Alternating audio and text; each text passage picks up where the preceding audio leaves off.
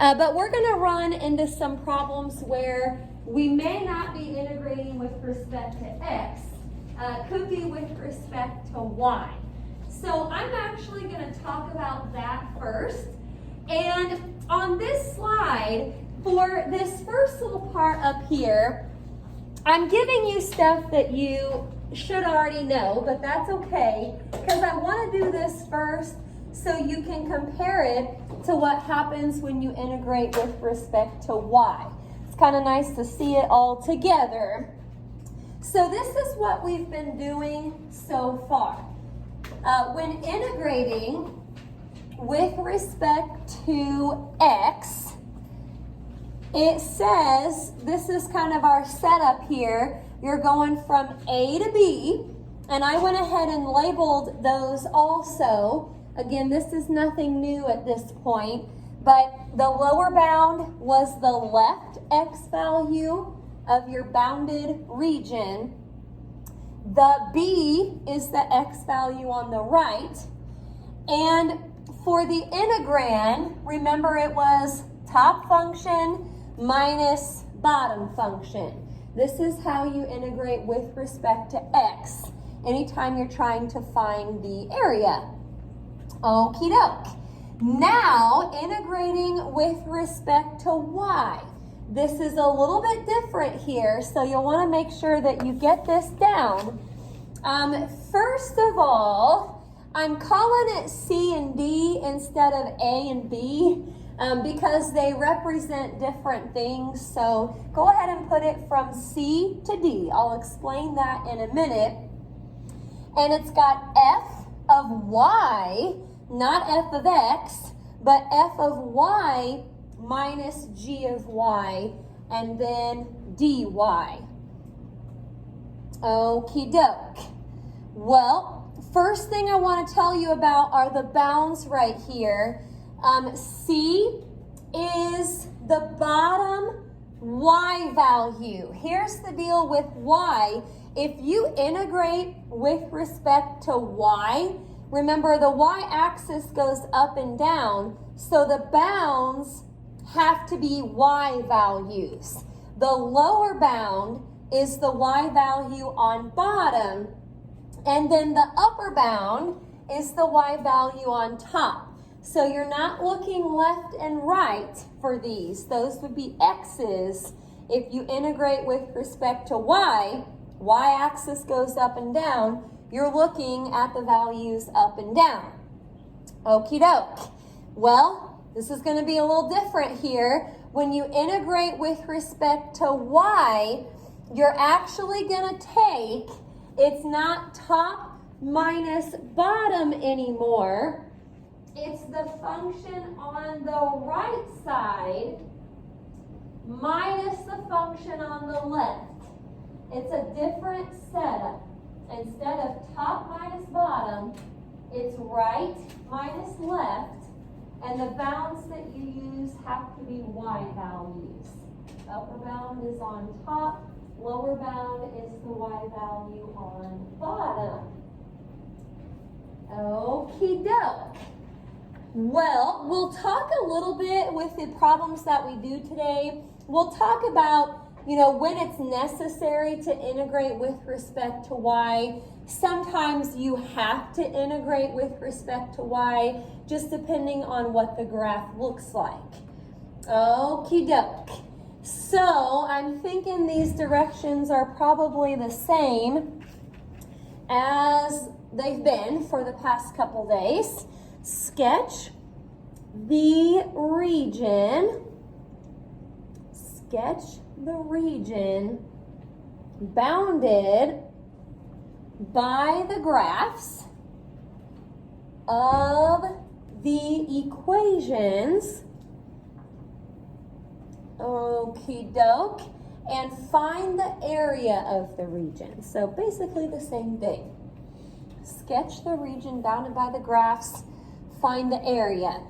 Notice it doesn't say specifically that you have to integrate with respect to y. So again, that's something we'll have to kind of pick up on and something we'll have to decide with each problem. All right.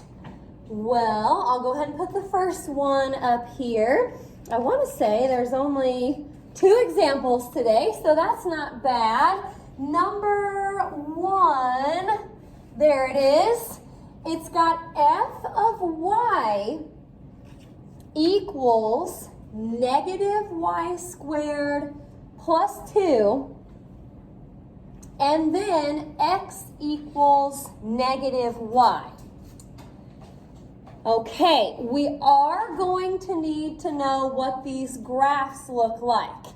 But here's the problem. When you take your calculator out and you go to graph, what button do you press?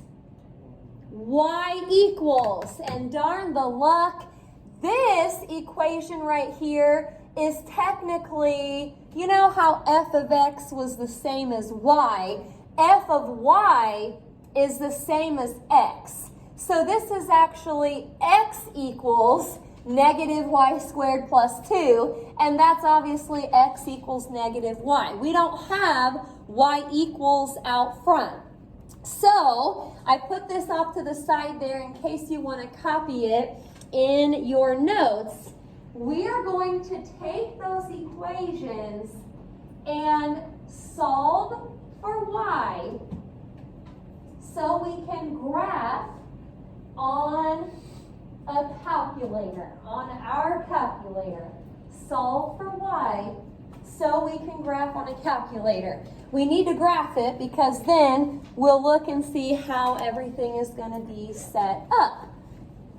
Okie doke.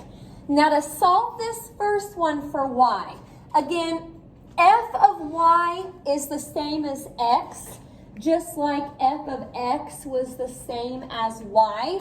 You'll probably want to put these steps in your notes so you remember how we did this. I replaced that with x. Now, to solve for y, the next thing I'll have to do is subtract 2. Okay, now it just says x minus 2 equals negative y squared. I will probably have to square root, but I don't want to square root with the negative in front. So imagine just dividing all of that by negative 1. It would turn into negative x plus 2, and it equals y squared. Okie doke. Now that we have the square part by itself, this is the time to square root. And what do we always need anytime we square root both sides? Plus or minus. That's going to be pretty important. So plus or minus square root of negative x plus 2. We'll talk about how to type that into our calculator here in just a second. I'm also going to come over here and solve this for y. So to do that, you just need to divide by negative 1. And that I'm not going to need my calculator for. That's just a linear function that we should graph just knowing slope-intercept form. Okie doke. Now, I've got my calculator all ready to go here. I'm going to type this into my calculator so I can see what's going on. Now, first of all, I got to go to my y equals. The plus or minus out front. There might be a way to do a plus or minus. I've actually never really tried. But the way I do it is I just do the positive square root of negative x plus 2, and then I'll hit enter. We've maybe done something like this before. And then after that, I'll go with the negative square root of negative x plus 2. Or you could have done 2 minus x under the square root. Now, I may want to kind of graph that other line too, or at least think about what that other line is going to look like. It's going to have a y-intercept of 0 and a slope of negative 1. So probably somewhere in here is going to be the bounded region. If you want to get some nice points to put on your graph. We could just make a list here. It looks like there's a nice point at 2, 0. If you trace to 1, you're up at positive 1. Probably though, and you can hit second table to actually see all of them together. This was the first function we typed in. This was the second. You've got another nice point at, let me scroll up here so you can see it. Negative 2, 2. I better add the 1, 1. I forgot to write that one down. So negative 2, 2. And negative 2, negative 2. Okie doke. I don't know how much more we need here. We probably don't have to go quite that far. Let's see if that will give us a good picture. Got way too many PowerPoints up here. Okie doke. So again, that is just a linear function. I may go for that one first. Y-intercept of 0 and a slope of negative 1. Okie dokie, that's probably good. And here's all those points. 2, 0, 1, negative 1, 1, positive 1, negative 2, 2, and then negative 2, negative 2. We're looking pretty good here. I think it'll just kind of circle around, and that is our bounded region. That's what we're going to be finding the area of. Okie doke. Any questions about how we did that part? Sometimes that's the hardest part on these when you're going with respect to y. Well, now that we have that, we got to think about a couple different things. I kind of like integrating with respect to x better than y, but if I integrated with respect to x here, I could maybe do top minus bottom, but it gets kind of awkward down here because it kind of comes down to a point. It's almost like the bottom kind of uses both functions. Also, it would be a little bit weird to put this into the integrand and integrate with respect to x, mainly because of the plus or minus situation. That would make it really weird if I tried to integrate with respect to x. So those are the two things I noticed that tell me to go ahead and integrate with respect to y. Another huge clue is most of the time, if they give you the function in terms of y, so you see the f of y or the x equals with a y over there, that's also a pretty big clue that you're going to be integrating with respect to y.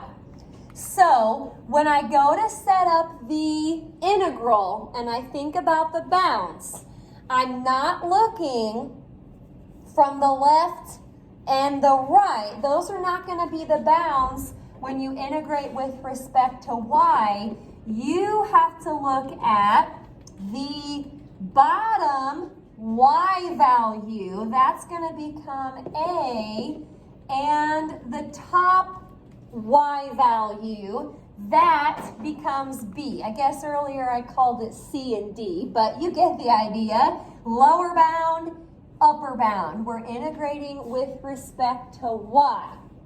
Now, the setup here, another difference, we're not doing top minus bottom. We're doing function that forms the left, right, I went right and I said left, function that forms the right minus function that forms the left. Now, because we're integrating with respect to y, we're going to come back up and use what it was in terms of y. So that's going to be negative y squared plus 2. That's the function on the right, minus the function on the left. Again, we only solved for y here so we could graph it on our calculator. We're not using those at this point. We're going back up to how it was when they gave it to us, because again, we have to integrate with respect to y. If you're going to integrate with respect to y, it wouldn't make sense to have x's in here, because then that wouldn't match up. Okie doke. We will simplify that a little bit and then finally integrate. Any questions about how we've got it set up? Okie doke. Well, I know that's going to turn into a plus. I rearranged the order. It doesn't really matter though if you do that or not. So I'm going to do a negative y cubed over 3 plus y squared over 2. Integrate just like usual. It's just a different variable this time. Now, plugging in the 2 first, I'm going to get a negative 8 over 3 plus, think about what you'll get right here. 2 squared is 4. 4 over 2 is 2. And then 2 times 2 is 4. All right. Subtract what you get. So here comes the quantity when you plug in a negative 1. Oh, the negatives. Negative 1 cubed is negative 1, but there was another negative in front. So that's why it turned positive 1/3. This negative 1 squared is positive 1. And then 2 times negative 1 is negative 2. Here is what I'm typing into my calculator.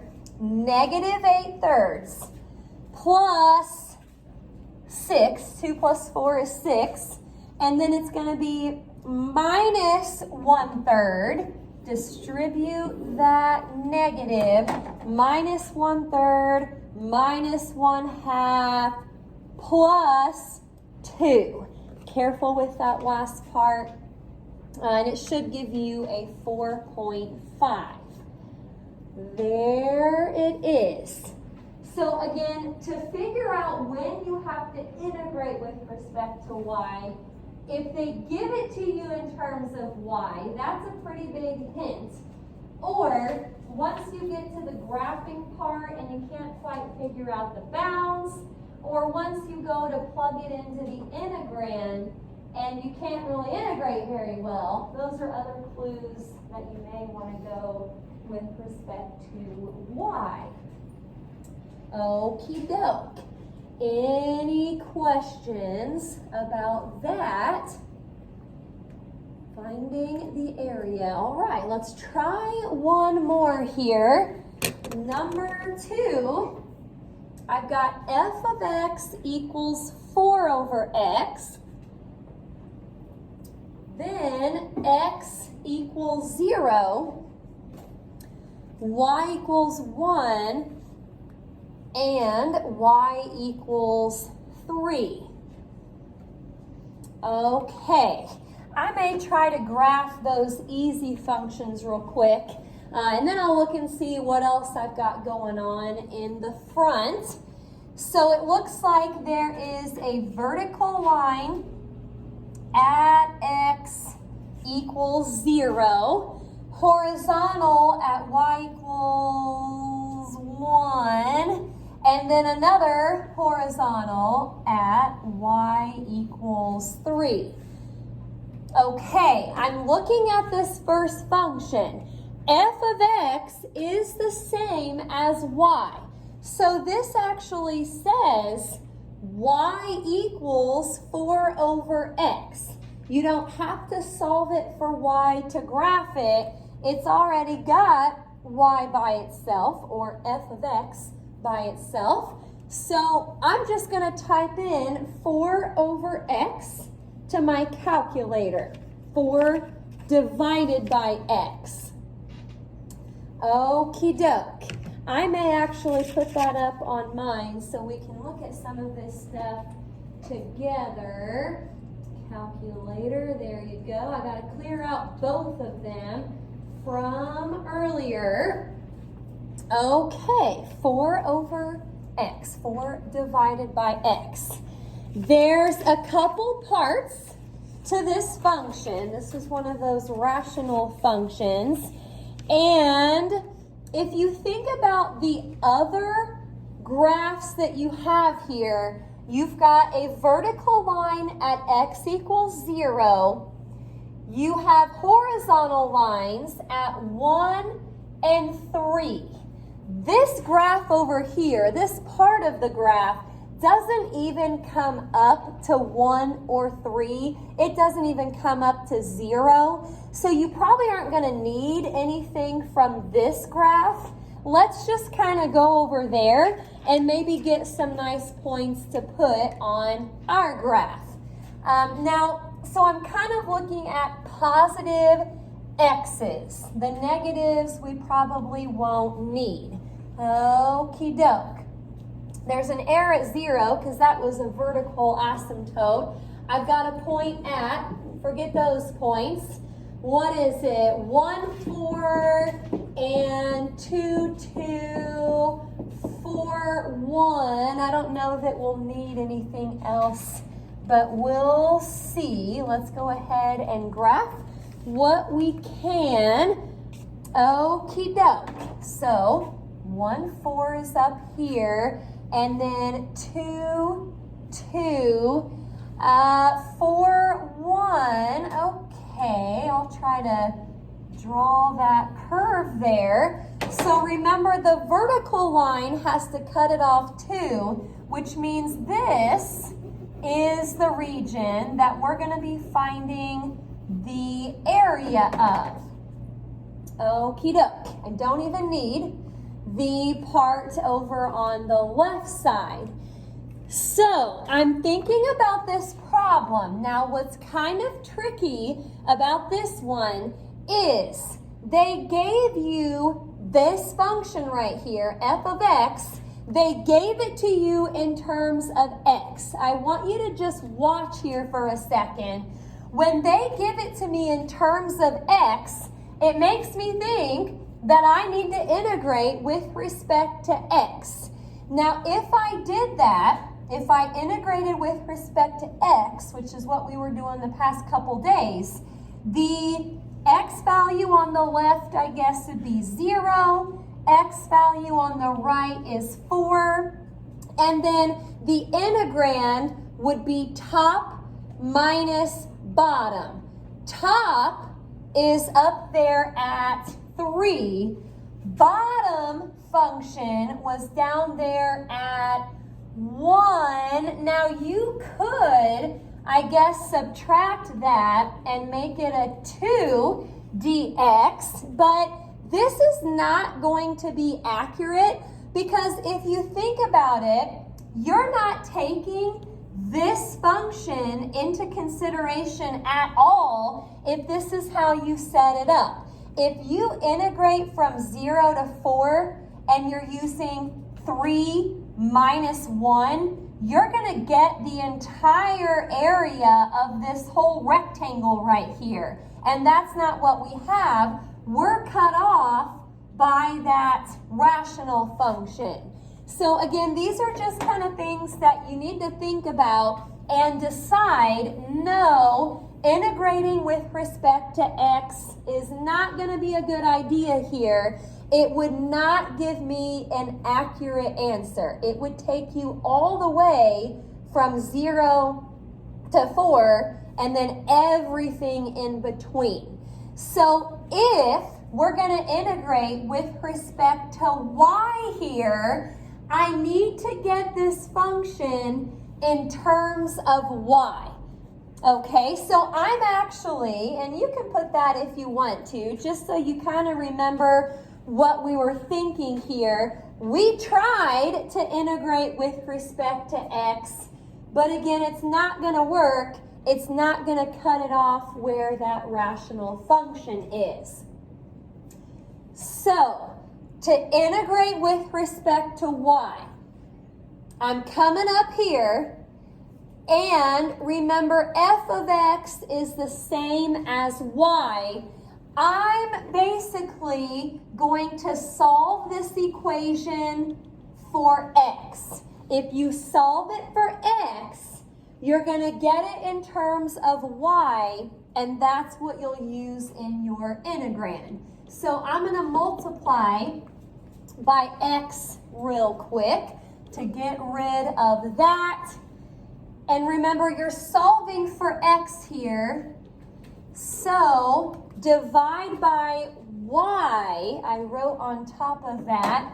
But by the time you divide by y, it's going to say x equals 4 over y.